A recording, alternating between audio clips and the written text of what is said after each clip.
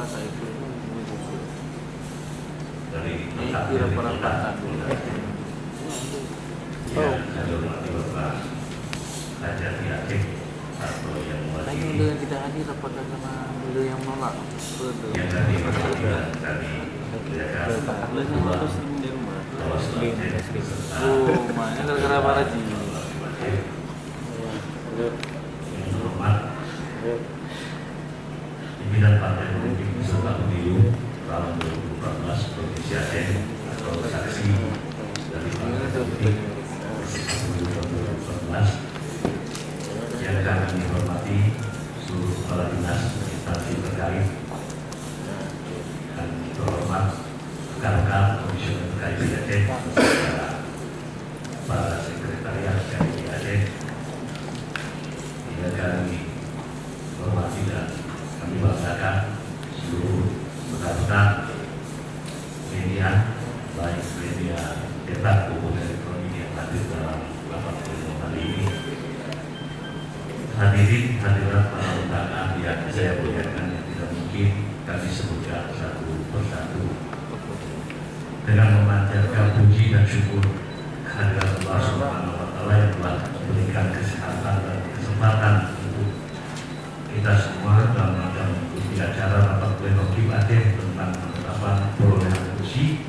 dan calon terpilih anggota DPR Aceh pada pemilu tahun 2014. Selanjutnya salawat dan salam marilah pula sama-sama kita sampaikan kehadirat Nabi besar Muhammad SAW yang menjadi panutan dan teladan bagi kita semua.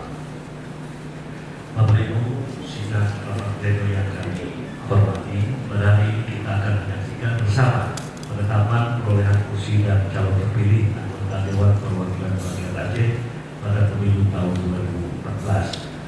Undang-Undang Nomor 8 2012